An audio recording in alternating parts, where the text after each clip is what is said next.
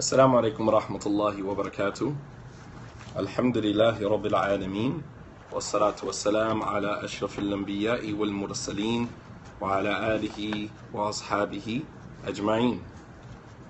Alhamdulillah. Let me first apologize for the delay. Got off to a late start this morning, and so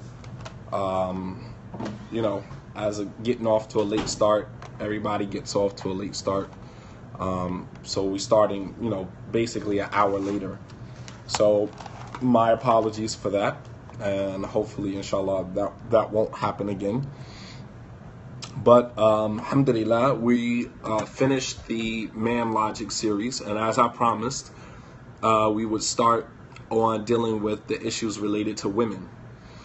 I got a lot of emails, a lot of text messages from men who felt like I was, completely picking on the men, and that it wasn't fair, that I was, kind of throwing men under the bus and, not dealing with issues related to women. Because, the fact of the matter is that a lot of the problems that we're having in our communities related to marriage and divorce, we all share in that.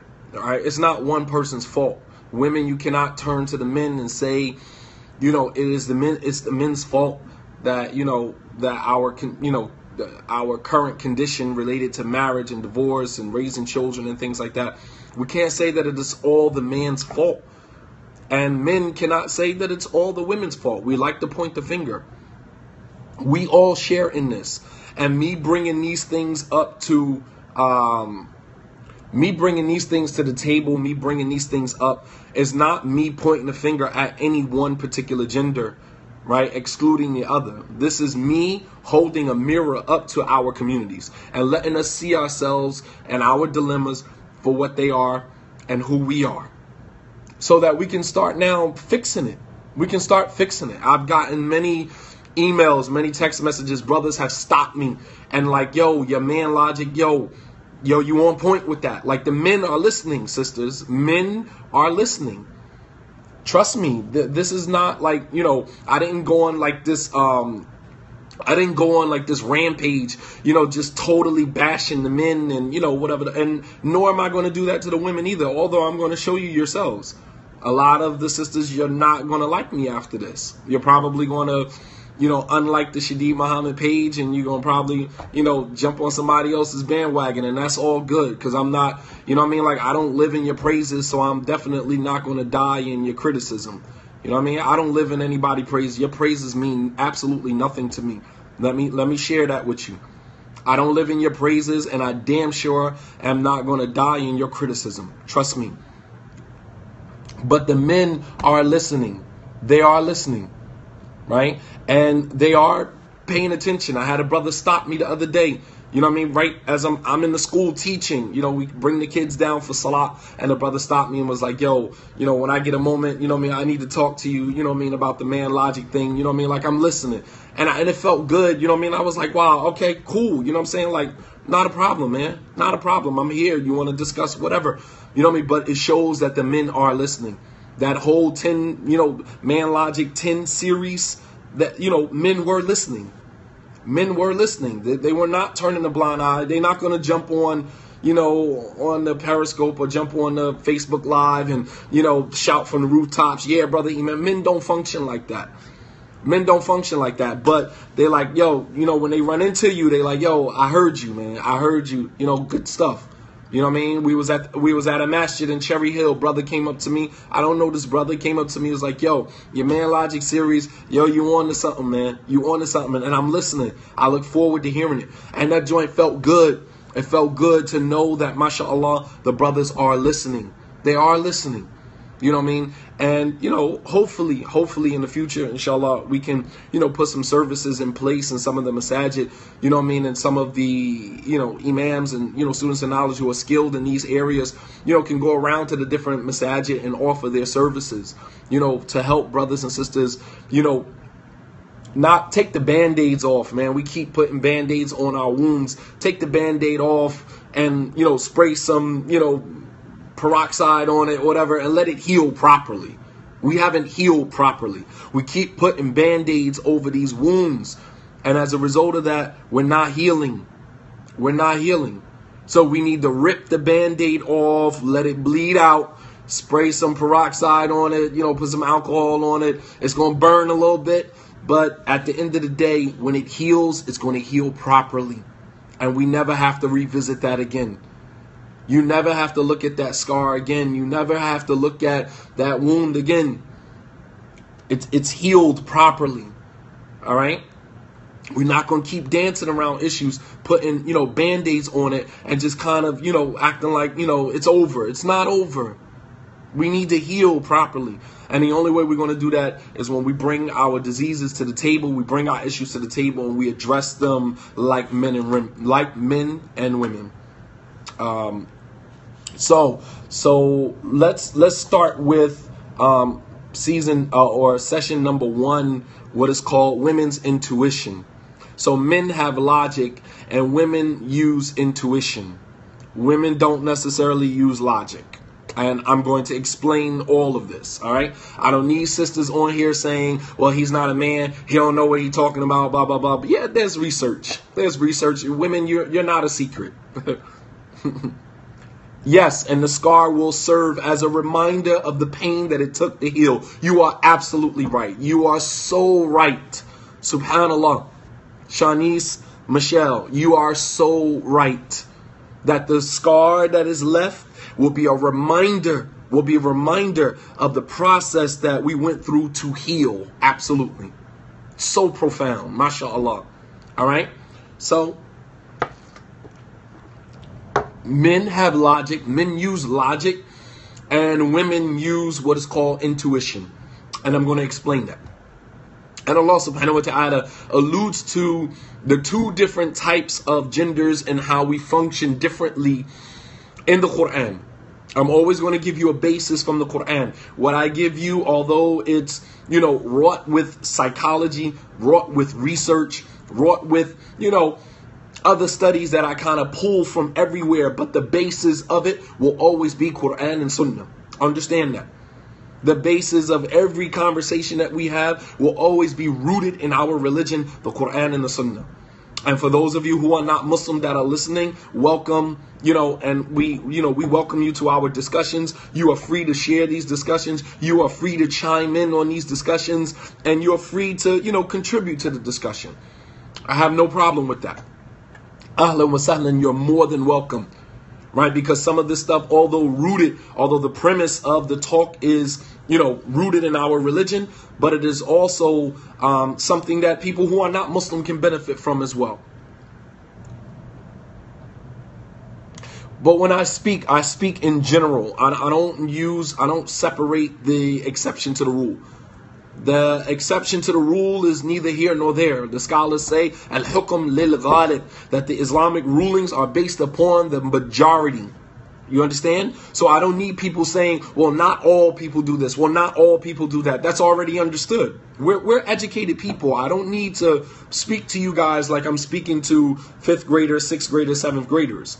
That's for another community. Other communities, you got to break everything down to the smallest molecule because they don't understand basic English. I shouldn't have to do that with you guys. And I'm not going to do that with you guys. If you need every sentence broken down to the smallest, the smallest molecule so that you can understand with your elementary understanding, then you might want to go to somebody else's page and pick up.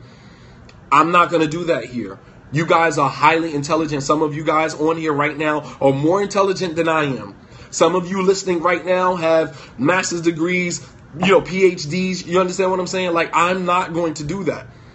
We already understand that the Islamic rulings, according to the scholars of fiqh, the Islamic rulings, according to Sharia, Islamic law, are based upon the majority, not the exception to the rule. The exception to the rule, there's not even a ruling that applies to the exception to the rule because they are an exception to the rule. The ruling is applicable to the majority. So when I speak generally, leave it general because I'm speaking generally purposely. You understand? I'm speaking generally purposely. I don't need people to say, well, not all women do this, not all men do that. We already understand that. We already understand. That's already understood. Everybody on here has at least a high school diploma. At very least, you have a high school diploma. All right. And at very least, if you have an undergraduate degree or a graduate degree and above, then you most certainly understand that there's always an exception to the rule. And the exception to the rule is never the what our rulings are based upon. Okay. So Allah subhanahu wa ta'ala says in the Quran, وَلَيْسَ الذَّكَرَ كَالْأُنْثَى, and the male is not like the female. That's a verse in our book. That's a verse in the Quran. وَالذَّكَرُ لَيْسَ الذَّكَرُ كَالْأُنْثَى, and the male is not like the female. And there's so many implications with that ayat, on so many different layers, so many different levels of understanding to that ayat. On so many layers to the male and female gender that makes us different. All right, so let's lead with that. Allah subhanahu wa ta'ala said, وَلَيْسَ الذَّكَرُ كَالْأُنْثَى, and the male is not like the female. All right, so let me lead with an article that was published in the Huffington Post. I always try to give you research-based information so that nobody say I'm just coming off the top of my head, or like the Arabs say, min jabik. This ain't coming from me. This is research that was published in academic journals, articles. So the Huffington Post, they posted an article called Different Brains, Different Behaviors. Why Women Lead Differently Than Men. Why women lead differently than men. So look at the ayat that I gave you first and then follow me along. That it's already in the Quran, subhanAllah. It's already in our book. Allah says, وَلَيْسَ الذَّكَرُ كَالْأُنْثَى, and the male is not like the female. Meaning, we're different. We're different in the way that we approach life, the way we approach decisions, the way we make decisions. Okay, so Allah subhanahu wa ta'ala says, and the male is not like the female. Huffington Post, they posted an article titled Different Brains, Different Behaviors, Why Women Lead Differently Than Men. Follow me here. They said prior to the 1990s, all brains were presumed to be the same. However, using MRI technology that was introduced in the late 1980s, neurobiologists were able to demonstrate and track more than 100 biological differences between the male and female brain. Over 100 biological differences between the male and female brain. Our brains are different. What did Allah say? And the male is not like the female. What is this research telling us? That based upon MRI technology, they're telling us that they scanned or tracked or moved some brains, male and female brains, and they found more than 100 different biological differences between the male and female brain. The brain is divided into the right and left hemispheres. The brain is divided into the right, left hemispheres. Okay? Most of us are dominant on one side than the other. Most of us are dominant on one side more than the other. Some of us are primarily left brain thinkers, which makes us as men, we're talking about men here. Most men are left brain thinkers, which makes us more analytical, more sequential, more logical, and more detailed. You follow me? This is men. This is why, sisters, when you send a man a text, he's dissecting, the entire text unnecessarily. As a woman, you're saying, well, I'm just telling you how I feel. The man is like, yeah, but you said this, you said this. He's dissecting because that's how we function. All right? And that, most of us are left brain thinkers, which makes us more analytical, more sequential, logical, and detailed. When men talk, we got to give you like a lecture. Like we're just admonishing our wives, but it comes off as a lecture because we got to give you so much detail, right? In such a small, simple situation, right? That's the way that we function as men. That's the way that we function.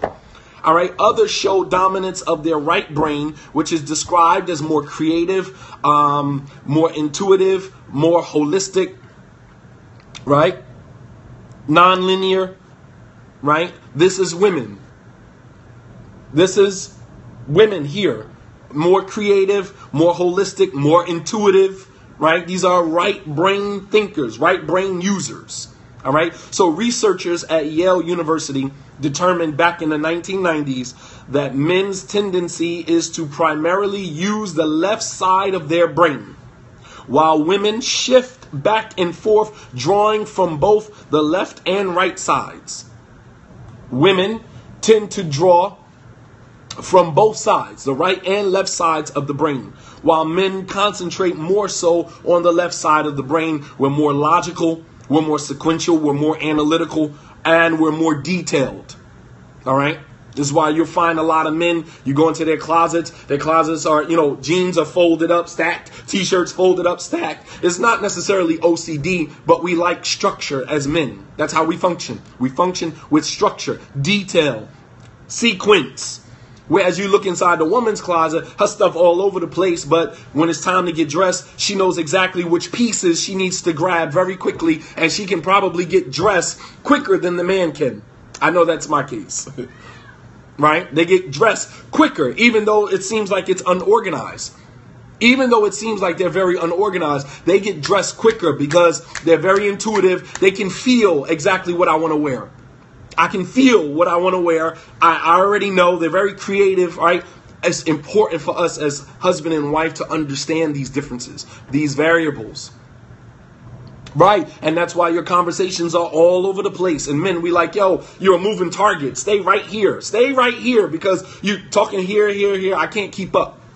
Right. So it's very important for men and women to understand these, these differences. There's a solution. Understand the difference between a dilemma which can't be fixed and a problem that can be fixed. There's a difference between the two. Not every problem is a dilemma, but every dilemma is a problem. Understand? Dilemma, you can't fix it. You got to learn how to navigate through it and around it and just deal with it. Problems can be solved. Problems can be solved. And the fact of the matter is that some women look at not having a wali or wakil as a problem, or look at it as a dilemma instead of looking at it as a problem. You see it as a dilemma. There's no way around it. As I have excuse because I didn't have a wakil or wali. You look at it as a dilemma, something that you have to just settle for, and something that you have to just learn how to navigate yourself around, instead of looking at it as a problem that can be solved. That's the problem. All right. So all the questions, hold it to the end, inshallah ta'ala, and then we'll try to tackle some of those at the end. So perhaps this is why Islam obligates the involvement of the wali in the marriage process. The man's logic and the woman's intuition can be two of the most powerful elements when it comes to deciding who to marry. Many instances where women were using their intuition and they went to the Prophet ﷺ and he used his logic and he gave them an alternative. No, that's not a good look for you. Right? We can see that play out in many hadith. When Zainab bint Jahsh came to the Prophet ﷺ and said, oh, so many men from Quraysh are asking for my hand in marriage. I don't know which one of them I should marry. The Prophet ﷺ said, why are you marrying any of them, instead of marrying somebody who can teach you the book of your Lord and the sunnah of your Prophet ﷺ? Zainab's sister said, well, who are you referring to? He said, Zayd ibn Haritha. That was logic. It makes more sense. It makes more sense to marry somebody like Zayd ibn Haritha, who's going to teach you your religion, who's going to educate you to the book of Allah, educate you to the sunnah of the Prophet ﷺ, then your intuition of marrying somebody from Quraysh that's going to, improve your quality of life. You understand what I'm saying? Financially and economically and, in terms of your social status. Yeah, you're going to marry one of these men. You're going to marry into a nice family. They're going to raise your social status. They're going to, be financially well-to-do, but you're not going to get any deen. No religion. So the Prophet ﷺ, although she came with her intuition, the Prophet ﷺ, he directed her based upon logic. What makes more sense? Understand? All right.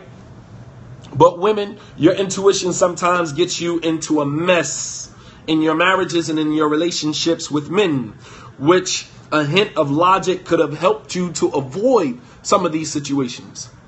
Yeah, we're going to get to Kevin Hart because it's actually ironic that we're discussing this and his situation just, got blowed up, And so, yes, we're going to tie that into this as well. All right. So women, your intuition sometimes gets you into a mess. Some women, wallah al-azim, I get an email from you and I'm just looking at the email shaking my head because I don't know how to get you out of this situation. I don't. You are in so deep.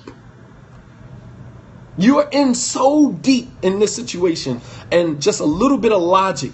When I respond on the email and I say something very simple like, well, why didn't you just do X, Y, Z? And then you respond back, dag, I didn't even think about that. Because it's logic that you're missing. You went into the situation totally relying on your intuition.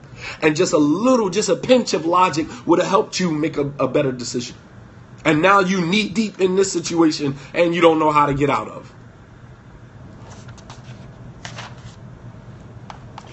Zainab's situation didn't last more than a year, not necessarily because the marriage didn't work, but Zainab obviously, didn't submit to the situation that the Prophet ﷺ was trying to set up for her. So it's not that the Prophet's logic didn't work. It's that, she still felt like she was better than that. Even after the Prophet ﷺ directed her, she felt like she was better than that. Unfortunately. So even the most intelligent people make predictable and costly intuitive errors. Even the most intelligent people. Doesn't matter how much of a degree you got, sister. Your degree does not mean that you are not going to err. You're not going to make mistakes. Stop fooling yourself. Stop telling yourself, I'm smart. Why do I keep ending up in these terrible relationships with men? It has nothing to do with your degree. Hello. It has nothing to do with your degree, genius. It has everything to do with the fact that you are basing a lot of your decisions on a faulty intuition. A compromised intuition. Has nothing to do with the fact that you're smart. You understand? A lot of sisters have PhDs, professors, even in universities, and they're making all types of mistakes in their lives with men in relationships. And they beating themselves up trying to figure out how in the world do I keep ending up in these situations? And I'm smart. I'm smart. I'm intelligent. I'm a brainiac. I'm a genius. Your intuition is off. It has nothing to do with your degree and how smart you are. Doesn't have anything to do with how smart you are. You got, mashallah, you got a PhD, but your relationship with, your relationship with men is a mess. It's a mess. Every single relationship you go into, and you rely heavily on the fact that you're smart and you're a degree holder, to justify the fact that you should be able to hold on to a relationship. Understand, high IQ does not equal high EQ. You understand? High IQ does not equal high EQ. It doesn't matter what your intellectual quotient is. It doesn't matter how smart you are. It matters the smartness coupled with, the intuition, your EQ. You're being able to read your emotions. You're being able to read your emotions and act upon them when they're telling you that this is wrong. This is not a good situation. But when your intuition has been compromised because your emotions have been attached to something that it shouldn't be, then, you setting yourself up for failure. All right? So even the most intelligent people, listen to this, for all of you sisters that have degrees. All you sisters that have degrees, listen to this. Even the most intelligent people make predictable. People can see your mistake a mile away. Can see your mistake a mile away. Your emotional quotient. How you gauge how emotional you are. That's your EQ. Similar to your IQ. Your IQ is your intellectual prowess, how intelligent, how smart you are. And EQ is how emotionally connected you are to people, your ability to connect to people emotionally. So just because you're smart doesn't necessarily mean that, as a matter of fact, the smarter you are, the less emotionally intelligent you are. To be honest with you, because smart people, intellectuals, they rely on their intellectual prowess, opposed to, the way that you're supposed to connect to people emotionally. And that's their fault. That is their fault. People who think that they're highly intelligent, because you're basing all your decisions on your intellect, as opposed to your ability to connect with people emotionally. You understand? This is for all you sisters that are degree holders who think that because you have a PhD or because you have a master's degree that you should be able to hold down a relationship. That doesn't mean anything. Right? Right. Very good, Sister Kim. There's no balance. Like Sheldon, absolutely. The more intelligent you are, the more emotionally disconnected you are from people. And then you blaming yourself for every single relationship that fails. And it's not necessarily your fault, but, it's the fault of you psyching yourself out. You fooling your own self into believing that you're smart, so you should be able to hold down a relationship. All right. So even the most intelligent people make predictable and costly intuitive errors. Coaches, athletes, investors, interviewers, right? Sometimes you're interviewing a person from a job. And a lot of times when people get hired, are people getting hired based upon intuition or based upon logic? Please tell me. When a woman is hiring a man for a job, or vice versa, man hiring a woman for a job, what is mostly being used? Intuition or logic? Please tell me. Intuition, without a doubt. When you hire somebody for a job, the thing that we are using the most is intuition. No, we're not using logic. We look at how many people are in positions right now in jobs that don't deserve those positions. Right now at your job, your boss, your supervisor, your head manager, whatever the case may be, dumb as a doorknob. Dumb as a doorknob. And you're trying to figure out how in the hell did he or she get this position. You understand? They were hired based on intuition. How the person who was interviewing them, how they felt when the person was sitting in front of them. This person makes me feel good, so I'm going to hire them, despite their credentials. You understand? Real talk. So even the most intelligent people make predictable. Some with no education, absolutely. You're sitting here with the degree, all of the qualifications that are necessary, you possess them, and you're trying to figure out how in the world is this person a supervisor? How in the world did this person become the manager? Dumb as a doorknob. Even the most intelligent people make predictable and costly intuitive errors. Coaches, athletes, investors, interviewers, gamblers, and people looking to get married. This is what concerns us. Because people who are looking to get married, they base a lot of their decisions on intuition, sisters. You're basing a lot of your decisions to marry the men that you are marrying based upon intuition. And then you end up in horrible marriages trying to figure out how in the world did you end up here. Absolutely.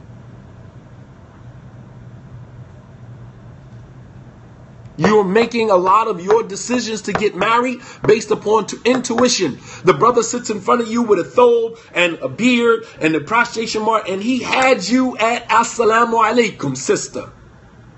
He had you at Assalamu alaikum wa rahmatullahi wa barakatuh. You don't even know how to say it correctly, but in your mind, oh, mashallah. Mashallah. And your stomach is telling you this is the one. But this is the one based upon what? Based upon how he's making you feel. Facts.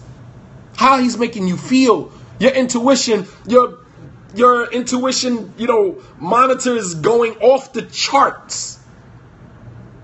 Assalamu alaikum wa rahmatullahi wa barakatuh. He don't even know how to say it correctly. And the moment he says that when he walk in the room, you like, oh, mashallah. It's assalamu alaikum wa rahmatullahi wa barakatuhu. You understand? He ain't even saying it correctly. But all you hear is wedding bells. Every time he opened his mouth, all you hear is wedding bells. Cognitive dissonance, cognitive bias. Cognitive bias. You understand me? Cognitive bias is that you, in your mind, you have already made the decision, I'm going to marry this brother. So everything he says is already consistent with what you feel and how you feel. And nobody can tell you any different.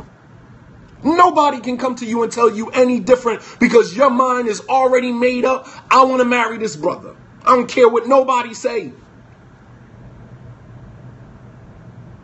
I don't care what nobody say. I'm marrying him. And everything that comes out of his mouth is consistent with what your gut is already telling you. You understand? Cognitive bias. Stop it. Stop it. You hurting yourself, man. And you hurting the community because we're the ones that got to come rescue you from the situation. Like, subhanallah al-azim, man. You don't listen to your intuition, or you listening to your intuition, but your intuition has been compromised. Your intuition has been compromised, man. Studies suggest that people mispredict the durability and intensity of their emotions after, listen to this, because the sisters, this is you all day long. Jumping in and out of relationships all day long. Pay attention. Studies suggest that people mispredict the durability and intensity of their emotions after a romantic breakup. Winning a game or being insulted. In these situations, after a breakup, after winning a game, or after being insulted, you mispredict the intensity of your emotions. Think about how sweets look when you are full. Pay attention. When you are full, and then you go to a restaurant, or you eating at a restaurant, right? And you stuff yourself, right? And then the waiter comes to the table with a menu with desserts. You take one look at the menu for desserts and you're just like, I don't want nothing to eat right now. Desserts look disgusting to me right now. Desserts look disgusting right now because you're already full, right? But look at those same sweets when you're hungry. Don't go shopping when you're fasting, right? I throw everything in the cart when I'm fasting. My wife is looking at me like, dude, you're fasting. Like, you're putting everything in the cart. You understand what I'm saying? Right? Don't go grocery shopping while you're fasting. You're going to end up buying all types of stuff because, why? Because you're basing your decision off of a void that is there. You understand? So similarly, when it comes to choosing a spouse, if you are already compromised, you should not be looking for a spouse, because you're going to, just like when you're hungry and you go into the grocery store and you put anything and everything in the cart, when you are emotionally compromised, there's a void in your heart. When you're looking for a man, you're just going to pick anybody. You understand? You're going to pick anybody. Follow me. Facts. When you are full, right? When your emotions are relaxed, you're not compromised. When you sit in front of a brother, you just like, all right, next brother. You're good on that because you already full. So you're not going to make decisions on a faulty intuition. You understand? Sister, stop jumping from one marriage to another marriage. You hungry, you thirsty, and you're gonna choose anybody. Real talk. Facts. You're going to choose anybody because you're hungry. Stop going to the grocery store searching for men while you're hungry, while you're fasting. Eat first. Eat first. And then go shopping, and I guarantee you, you don't put all of that stuff in the cart because you're already full. You understand?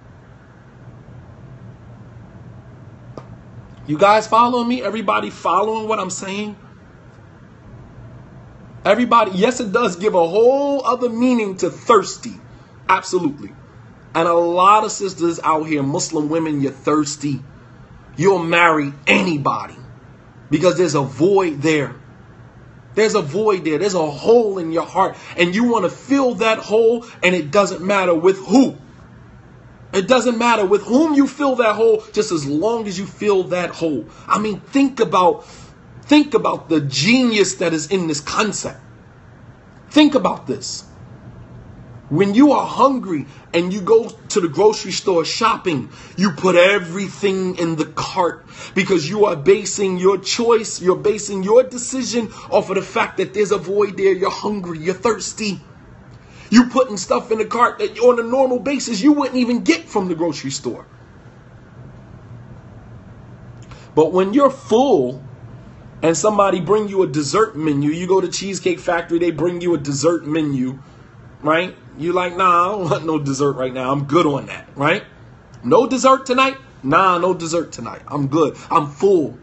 You don't want no sweets because you're already full. You understand? So when you have already done what you need to do in terms of your own emotional stability, and a man comes along, you look at that man, even though he's handsome, even though he's, got a beard and a thobe, and he says, Assalamu alaikum wa rahmatullahi wa barakatuh. He looks just as delicious as, those cupcakes on the menu, on the dessert menu. But you know what? You ain't hungry. I'm good. I don't need no desserts. I'm good. I ate. I'm good. How do you get full when you've been hungry for years? The fullness is not about having a man, sister. That's not what makes you full. You got to learn how to be comfortable in your own space, man. You got to be able to look at yourself in the mirror and be comfortable, because the fact of the matter is that you might never find a man. So what happens when you don't find a man? Do you just continue the rest of your life thirsty and hungry? Or do you learn how to self-soothe? You learn how to self-soothe. You understand? Standing in your own discomfort, understanding this is my reality. It is what it is. But I learned how to self-soothe. I don't need somebody outside of me to make me feel valid. So fill up on what? Or with what? Fill up with your relationship with Allah subhanahu wa ta'ala. Allah says in the Hadith al-Qudsi, Man wajadani faqad wajada kulla khair. فقد وجدت كل شيء إن وجدتني وجدت كل شيء وإن فتك فاتك كل شيء. That when you find me, you found everything. And when you lose me, you've lost everything. When you find God, when you find Allah subhanahu wa ta'ala, you found everything. And when you lose God, even if you got a man, you lost everything. You lost everything. This is a Hadith al-Qudsi.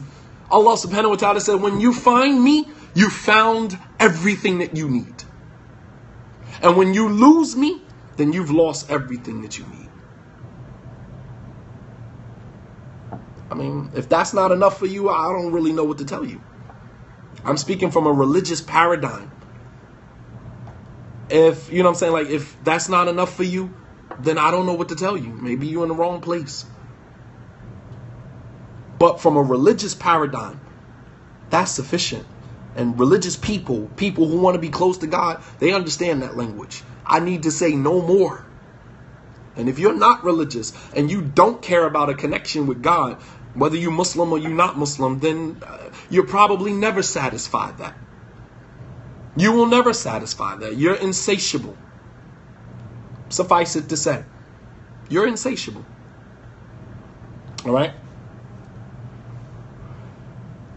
So, studies suggest that people mispredict their durability of the durability and intensity of their emotions after a romantic breakup, winning a game or being insulted. Think about how sweets look when you are full versus when you are extremely hungry.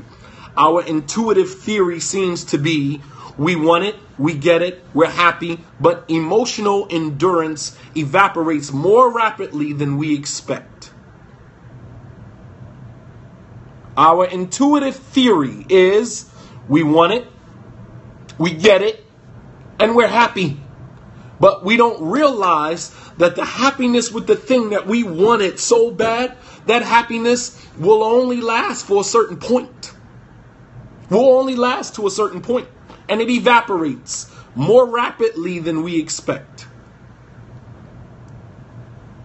And this leads us to our discussion, how you get him is how you lose him or keep him. And you can tell from the title of that lecture, you can tell. So basically all I just gave you was the foundation. Now we about to get into, you said nothing, crickets. And now all of a sudden, when we stand up and we say enough is enough, we reclaiming our communities. Now everybody want to get sympathetic. Man, miss me with that, man. Miss me with that, seriously. Because if you do that, you're part of the problem. You part of the problem. Real talk. Abu Shahada, shout out to Abu Shahada, T. Dot in the house, Canada, mashallah, tabarakallah. So, how you lose a man is how you keep them or lose. How you get a man is how you keep him or lose him. So Allah subhanahu wa ta'ala says that whoever comes with an evil, then he will be recompensed with an evil just like it, and you will not be oppressed. Meaning, if that comes back to you, what you put out into the world negatively, when that comes back to you, you should not be considered oppressed. Nobody oppressed you. Only thing is coming back to you is what you put out into the world. So now let's talk about the good. That you do good, you put good out into the world, then good will come back to you. Allah subhanahu wa ta'ala says in Surah Al-Rahman, Surah number 55 in the Quran.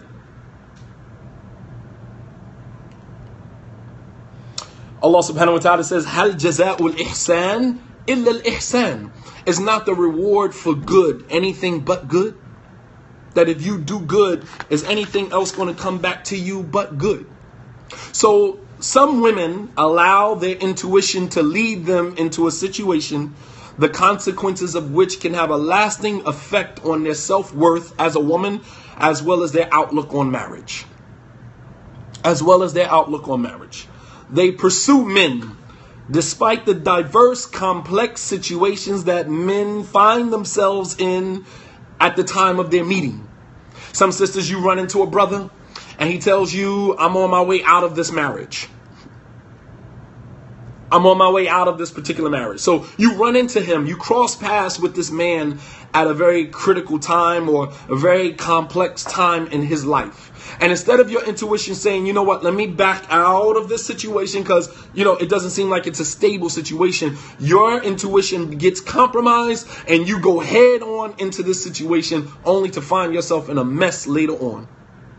You meet the brother and he tells you, you say, oh, well, are you married? Well, I'm currently going through a divorce. That should be a cue, red flag on the play for you to say, you know what, you're going through a divorce. I'm good on that. Go ahead, handle your divorce, inshallah. And I'm not going to wait for you. I'm not waiting on the other side for you, right? But you tell the brother, I know you're going through a divorce. I'll be there for you, inshallah. You come on, like, why would you put yourself in that situation? Brother comes to you and says, you meet a brother and he tells you, yeah, my first wife, she's not really okay with polygyny, but, inshallah, we're going to work it out. Or I'm going to divorce her. Eventually, I'm going to end up divorcing her. And you buy into that. Why would you go into a relationship with a man who's currently married? His wife does not want to be in polygyny, doesn't want anything to do with polygyny, is threatened to leave him, and then you still go into the situation. Not just tears up the sisterhood, man, but that has going to come back to you. Because you know that if you were in the same situation, you would not want a woman infringing on that, that delicate situation between you and your husband. You wouldn't want that. But you do it anyway. And then when that joint comes back to you, you salty as hell. But you put yourself in that situation.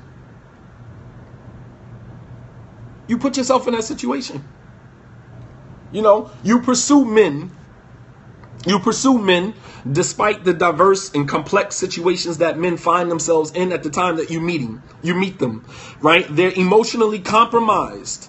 Their emotionally compromised intuition tells them, right, that they can get past these seemingly simple obstacles, because we make them, and women, you make these obstacles look like they're very simple. Inshallah, I'll be patient. Inshallah, we'll work all of that out later. Inshallah, you understand? You make the obstacles in this man's life that if you were not compromised and you were sitting back looking at this situation, you would say, hell to the no. No, I'm not going into that situation. But you have already been compromised. So what you do is you make whatever obstacles going on in his life, you simplify those. You oversimplify them. You make it seem like it's not that big of a deal. You make it seem like it's not that big of a deal. While other people that's not compromised because they're not connected to the situation, they're looking at you like, you really going to go into that situation? Are you really serious? You really going to marry into that situation? You understand? Why can they say that? Because they haven't been compromised. You, on the other hand, compromised. Going full speed ahead. Your foot all the way down on the throttle.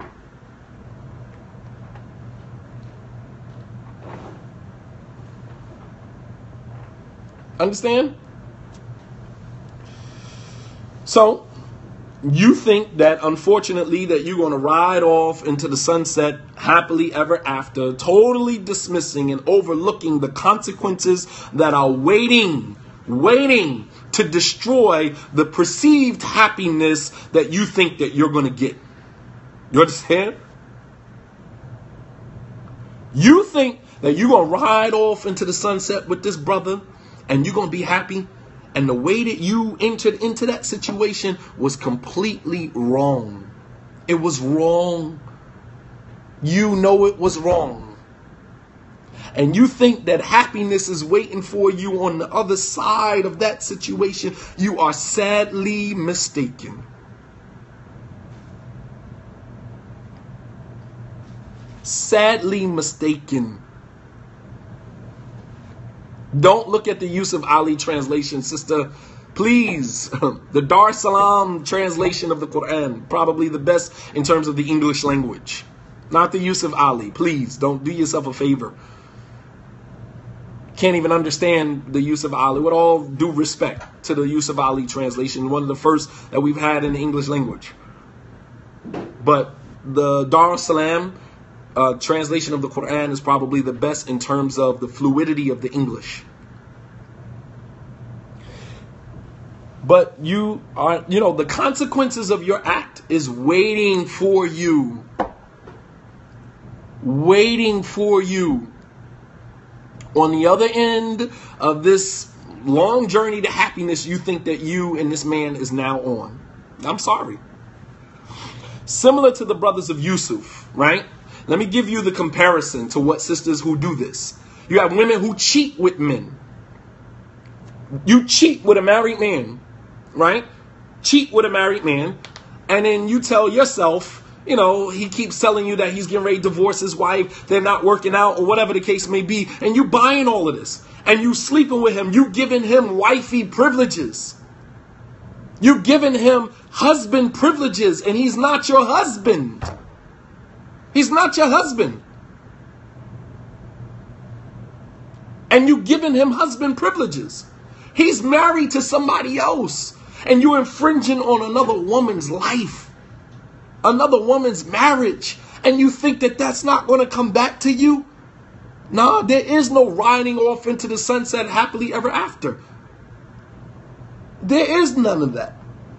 Look at what the brothers of Yusuf did. This is what the mentality of these sisters who infringe on somebody's marriage. And there may be sisters in here who have experienced this, where a sister has infringed on your marriage. Sometimes it might be somebody that you know.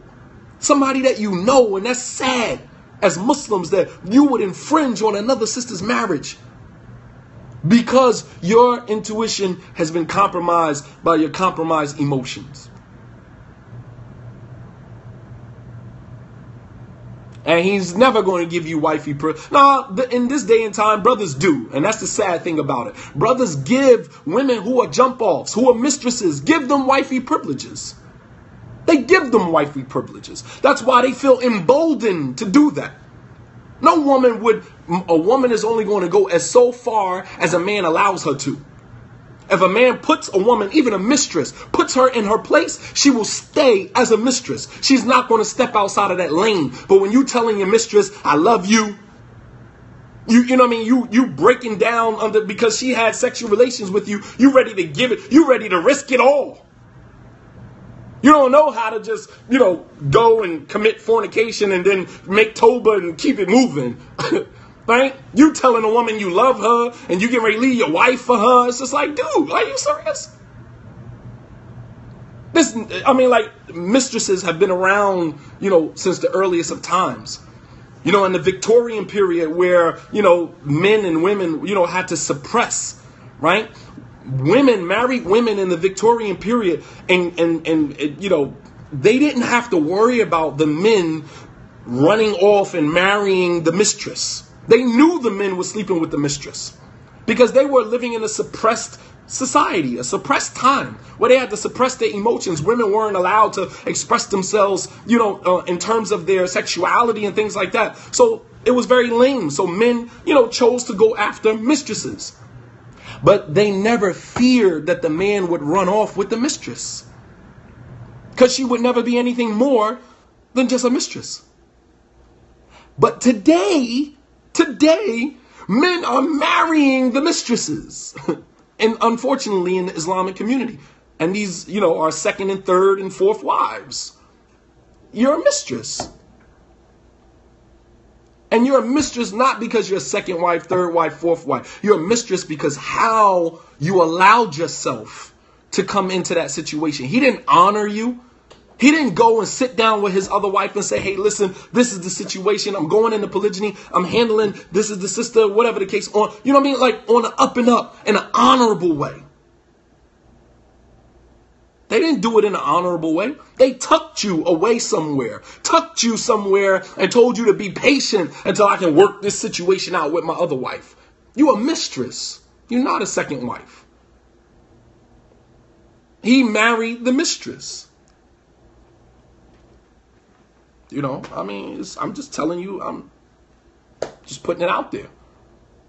So, Muslim women now are in fear because now Muslim men are running off with the mistresses. They're marrying them as second wives, and then they end up being the first wife because the first wife can't handle,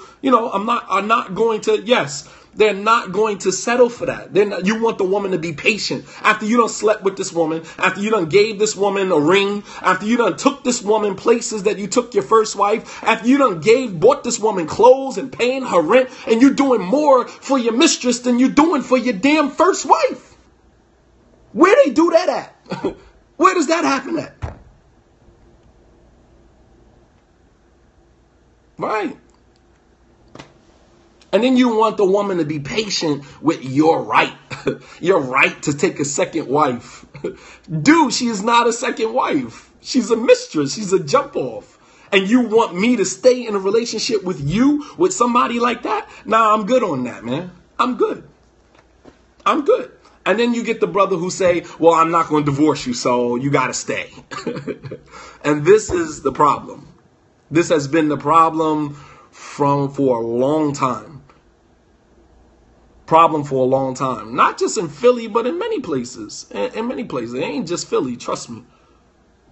It's not just Philly. So you think that you're going to do all of this, and then you're going to ride off into the sunset with this brother and live happily ever after. Look at what the brothers of Yusuf did to Yusuf, right? Similar to the brothers of Yusuf who thought that they could get rid of Yusuf and then afterwards they would repent and earn the good graces of their fathers and everything was going to be okay. They thought they could throw Yusuf, right? Throw Yusuf in a well, get rid of him, and then they can go back, you know, and earn the good graces of Prophet Yaqub, right? That everything was going to be okay. Allah subhanahu wa ta'ala captured this. Allah subhanahu wa ta'ala captured this. This stuff goes on in any community that has no leadership or has cowardly leadership. It's not just Philly or Jersey or New York. It goes on in any community that has no structure, no law, no leadership or cowardly leadership. That's where this stuff goes on at. Make no mistake about that. How does a woman recognize a trifling man when meeting one? Your intuition should already tell you. Your intuition should already tell you. But your intuition is compromised because you're hungry. So you need to learn how to fill that void so your intuition can be on point. The way that it used to be. The way that it used to be. Allah subhanahu wa ta'ala said, اقتلوا يوسف أو اطرحوه أرضي يخلو وجه أبيكم وتكونوا من بعده قوم صالحين. In Surah number 12, ayat 9. Check this ayat out. Surah number 12, ayat 9. Look at the concept here. Look at the mindset of Yusuf's brothers. Listen what they said. They said, اقتلوا Yusuf, kill Yusuf. أو اطرحوه أرضي, or throw him or get him out of the land. Let's get rid of him, right? Kill him or get rid of him. يَخْلُ لَكُمْ وَجْهُ أَبِيكُمْ, so that we can earn the good graces of our fathers. وَتَكُونُوا مِنْ بَعْدِهِ قَوْمٍ صَالِحِينَ, and then afterwards we'll be righteous. Afterwards we'll repent and we'll be righteous. You think you're going to do dirt like that to your brother, and then you're going to turn around and you're going to earn the good graces of your father and you're going to be righteous after that. This is the mentality of some of the sisters. You think that you're going to come into this situation, you're going to wiggle your way into this situation, into this married man's life. You think you're going to wiggle your way into this situation and either move the first wife out of the way completely or gain the attention, so much attention from the husband that he overlooks the first wife, and then you're going to ride off into the sunset. You're going to be righteous afterwards. You think that you can sleep with this married man, right? And then eventually he divorces his first wife because she can't handle that situation. He divorces the first wife, and then now you all in there by yourself. Wallah al-azim, if you do that, eventually what you did with him is what he will do to you. You understand? Facts. What you did with him is what he will do to you later on. And Kevin Hart is a prime example of that. Not just Kevin Hart, but many. Prime example. You cheated with your first wife, with the woman that you with now, and then you turned around and you cheated on the woman that you with now the exact same way that you cheated on your first wife with her. You understand? What you do with a man is what a man will turn around and do to you later on. Facts. Stop deceiving yourselves, sisters. Stop thinking that you in there. And once I get in there, that ain't going to come back to you. Nah, that's going to come back to you. In the worst way. Not only did he cheat on you with somebody else, he cheated on you while you were pregnant with your child. Blood in your eye. That shows you how much respect he has for you and the child that you are carrying of his. Understand? Facts. He didn't just cheat on you with somebody else. He cheated on you while you were pregnant. I mean, there's nothing worse than that, man. And take his same dirty private part and put it back inside of you while you are carrying his child. And it goes on all day, every day. And she might stay because she knows in the back of her mind that she did the same daggone thing to somebody else. She knows. She knows. Absolutely. What you do with a man is what a man will turn around and do to you. So now the question is why? Why? Why will he turn around and do it to you? Please. Question. Why is it that what a woman does with a man is what he will turn around and do to her afterwards? Why?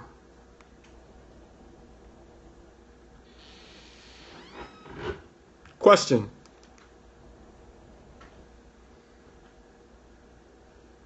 What you do with a man is what he will turn around and do to you later on. Why? Because what you did with him was that you came into his life and you had no standards. He doesn't value you. Absolutely.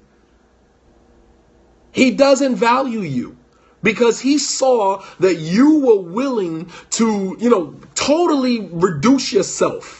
Totally reduce yourself. It's like the old saying, if a man chases you and he gets you, he doesn't want you. But if you chase him, he wants you. He'll stay. You know what I mean? Like if you do something with a man, you have proven to him that you are willing to reduce yourself. And so therefore, eventually he's going to reduce you because you've already solidified that. Right. Exactly. So I'm saying to the Muslim sisters, stop messing with these married men, man, under the guise that, oh, we're going to get married in polygyny. Nah, if he was going to marry you, he'd have went about it the right way from the door. You don't get to go into the haram first and then turn around and now I want to do it the right way. No.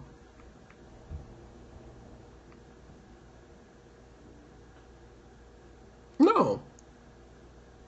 Right. You've already opened that door from the very beginning, and it's just waiting to come back to you. It's just waiting to come back to you.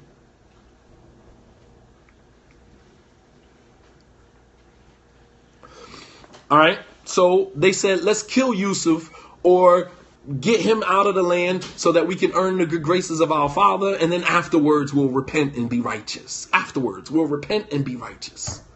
Right. Tell me how that works out for you. So you're going to sleep with this married man. You're going to cheat with this man. You're going to do all types of stuff with this man. And then afterwards, he's going to marry you. This is, like ridiculous. Then he's going to marry you as a second wife and then honor you. You understand? He's going to honor you after this, after you slept with him. Come on, man. Come on, man. So women's intuition usually directs her to pursue men who are going to stick around. Pay attention to this. Women's intuition, and we're almost done. 10 minutes and I'll be done. Woman's intuition usually directs her to pursue men who are going to stick around and go the distance in their relationship. So as long as her emotional fortitude is still intact, as long as her emotional stability has not been compromised. Women are predisposed to desire MPI. Remember this. Women are predisposed to desire MPI. Male parental investment. I mentioned this in my book. The Revolution of Love. That women are predisposed, it is part of your nature as a woman to go after a man who is going to stick around. Male parental investment. That's your nature as a woman. You can look at a man and tell whether he's going to stay the distance, he's going to be there and stay the distance, or he's ready to just take what he needs and keep it moving. And that's provided your emotional stability has not been compromised. But when you are compromised, you can't see anymore. You can't see anymore. You can't see anymore. You're blinded emotionally. However, when she has become compromised emotionally, the intuition is off, it's clouded, and it leads her down a dark path. Emotionally compromised is when feelings take the wheel of your decision-making process and logic is no longer a factor. Simply put, you are vulnerable. Somebody said before, oh, I don't know what he means by emotionally compromised. Well, there you have it.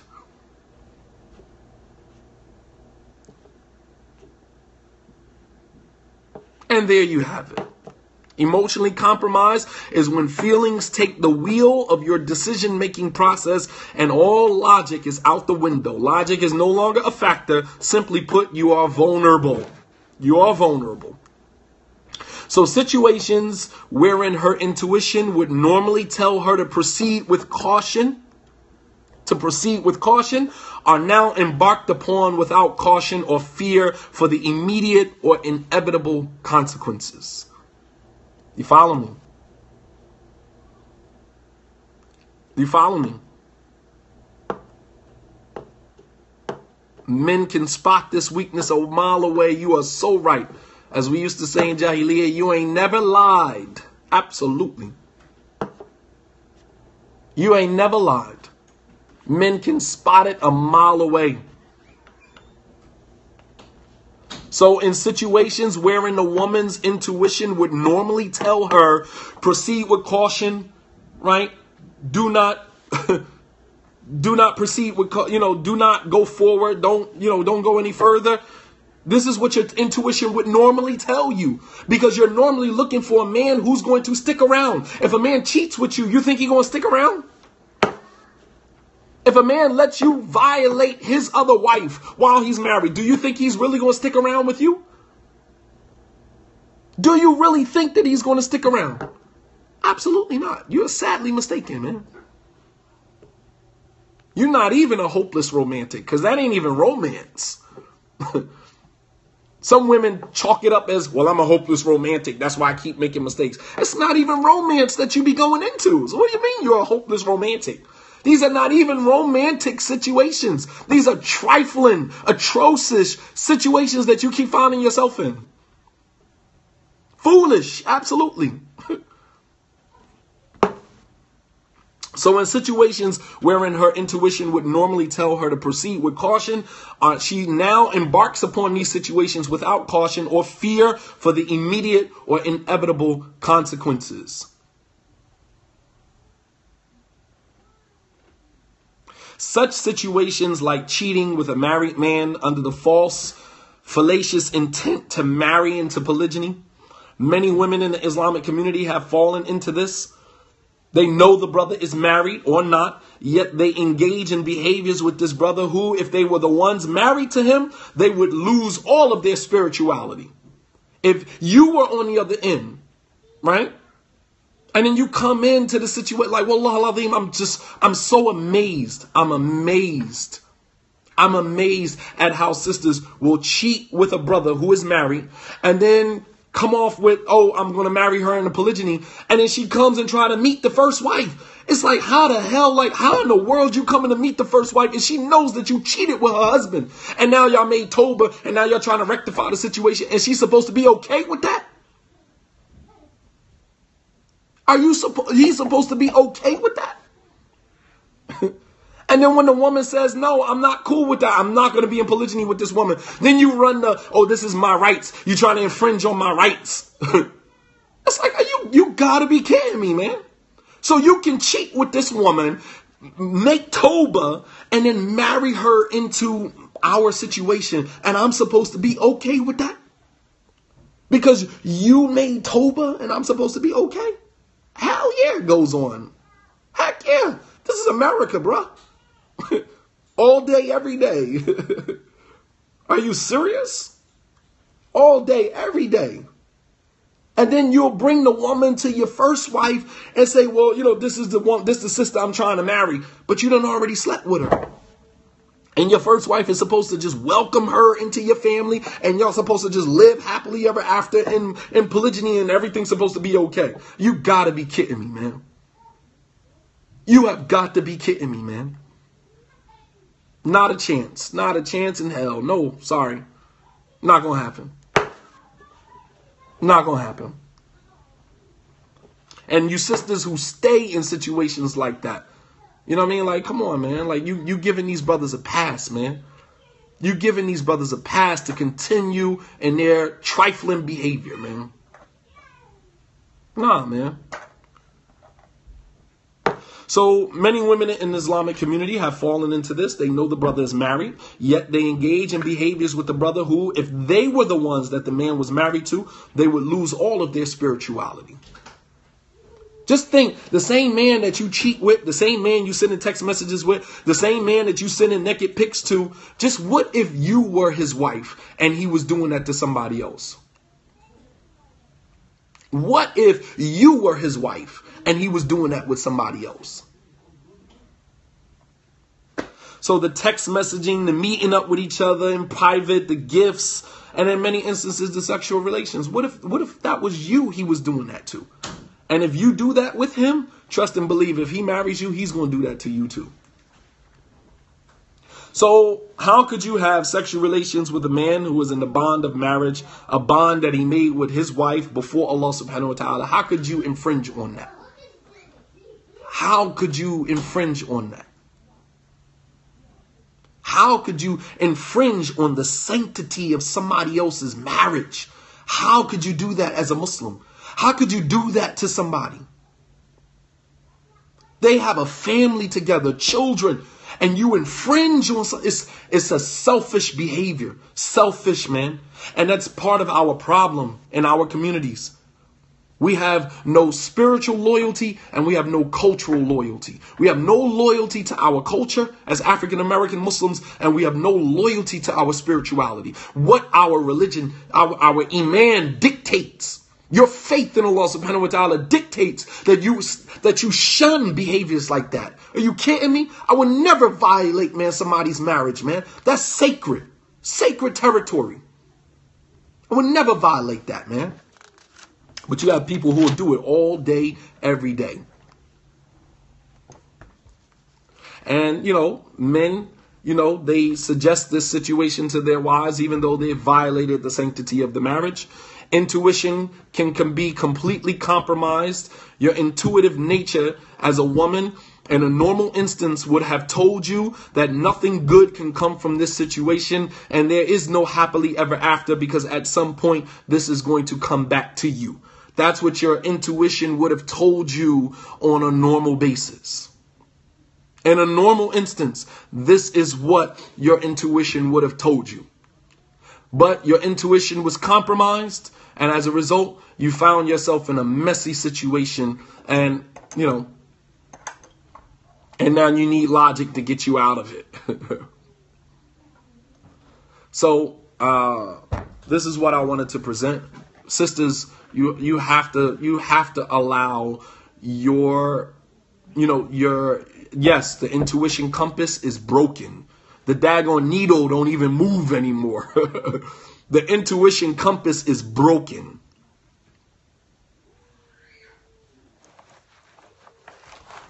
And I mean, for these type of, sometimes it's no fixing these situations. You have to just let that go for the sake of Allah subhanahu wa ta'ala, in hopes that Allah will forgive you, number one, and number two, give you a more favorable situation, because at least you realize it was wrong and you left the situation. You realize it was wrong and you left. Define the sanctity of marriage.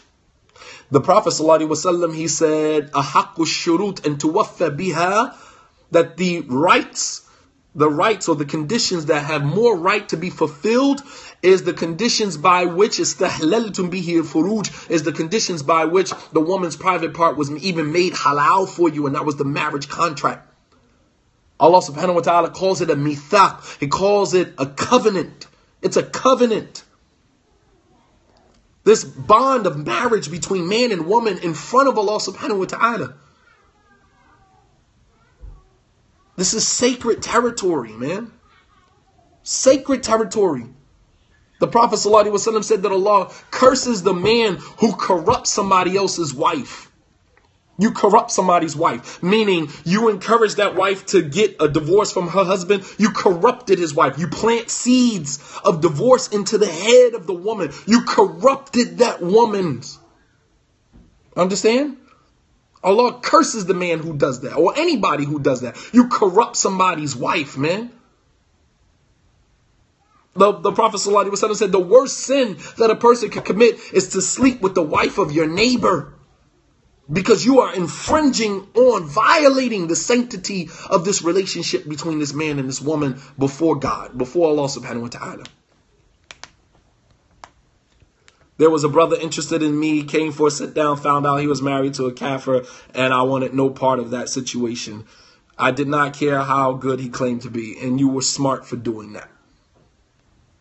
You were smart for doing that. Because there's no way that situation would have worked out for you.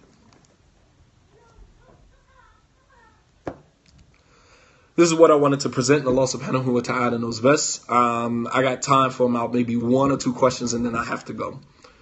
I don't know if there were any questions. And I mean, we're aware of the trolls that come on here. They go to my page, they say this, they say that. And, you know, alhamdulillah, we're blocking them on a day-to-day basis. You know, people just, you know, that's just who they are, man. Their husbands won't release them. That's a problem, and inshallah ta'ala, we're getting to the end. We're getting to the bottom of that. You know what I mean? Yes, the woman would have been busting out her windows and everything. The same thing that you did with this married man. If you were on the other end, on the receiving end of that, and you were the one that, you know, that you were married to him and somebody else did that. I mean, just think how you would have responded. Think how you would have responded. But we find it convenient to do it to other sisters, man. And that's why Allah subhanahu wa ta'ala handles those situations. Name one situation where a woman cheated with a man while he was married to somebody else, and they rolled off into the sunset happily ever after. That doesn't happen. Not in this day, not in this world. That happens only in movies. That doesn't happen in real life.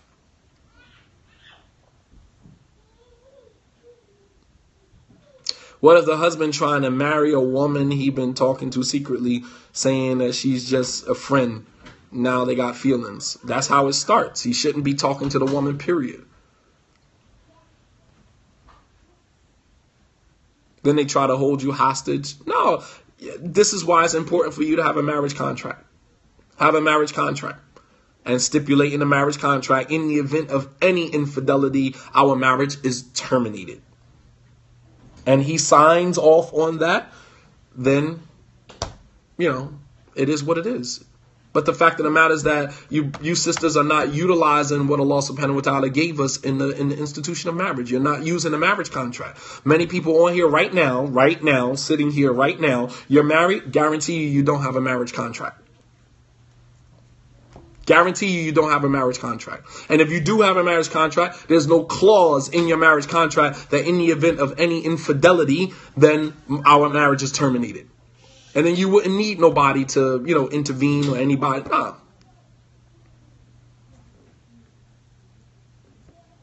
Yes, if he signs, the marriage is over with. Yes, absolutely. The marriage is over with. We don't have no Islamic court that we can go to. If you were to take that, anytime somebody signs their name on a piece of paper, it's a legal document. It's a legal document. So even if you wanted to go as far to go to the courts and file for a divorce, if you're married legally, you are in your right to do so. And Islamically, if you have a wali and he violated the marriage contract and that clause was there, then your wali should come and rescue you and pull you away from that situation. It wouldn't be my daughter. Wouldn't be my daughter. He cheats on my daughter and my daughter say it's over, I'm out, I'm coming to pick my baby girl up. I'm sorry. You want to fight? You want to pull guns? I mean, you got guns too. I mean, like, miss me with all of that. But you're not going to hold my daughter in that situation. You got to be kidding me. That's what she got a father for. So all that tough Tony talk, man, you can miss me with all of that, man. Not my daughter. Not mine's. Use your marriage contract. Any other questions?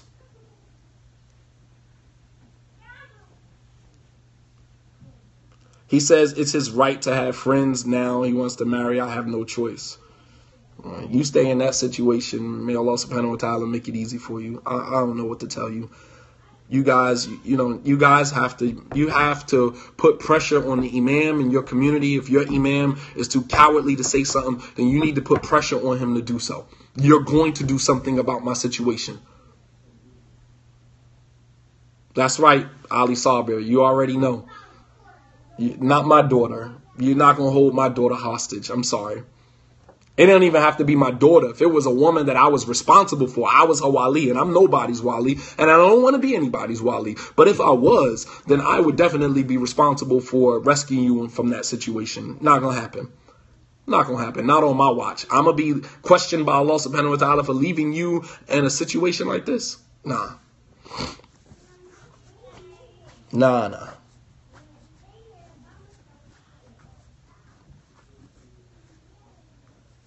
Well, I'm currently finishing up a 10-week marriage course, how to get married and divorced in 10 weeks. I've advertised for this course at least 2 months in advance.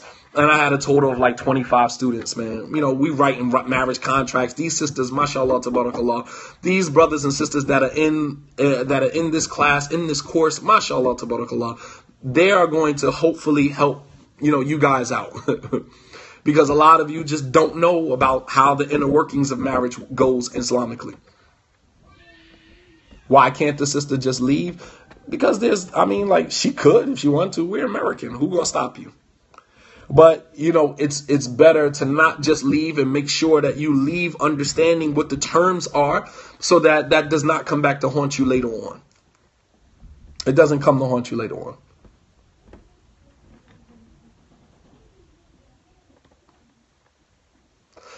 We'll stop here, inshallah ta'ala. I know you guys have a ton of questions, but the next time we run the How to Get Married and Divorced course, you need to be in this course. We are already in the 6th week of the course, so it's really no getting into the course right now. These sisters have done, case studies. These brothers and sisters have done case studies, have created their own marriage contracts. They have done, projects. Alhamdulillah, they've done so much in the 6 weeks that we've been running the course. Next time we run this course, which inshallah will be in December, you guys need to be in this course, man. I've advertised for this course for 2 months in advance. On my website, on Twitter, on Facebook, on Instagram, I've advertised for this course. And, still only end up with maybe 25 people, man. So may Allah subhanahu wa ta'ala reward you all. Wa sallallahu ala nabiyyina Muhammad wa ala alihi wa sahbihi wa sallam taslima kathira. Wa akhiru da'wana an alhamdulillahi rabbil alameen. Wa assalamu alaikum wa rahmatullahi wa barakatuh.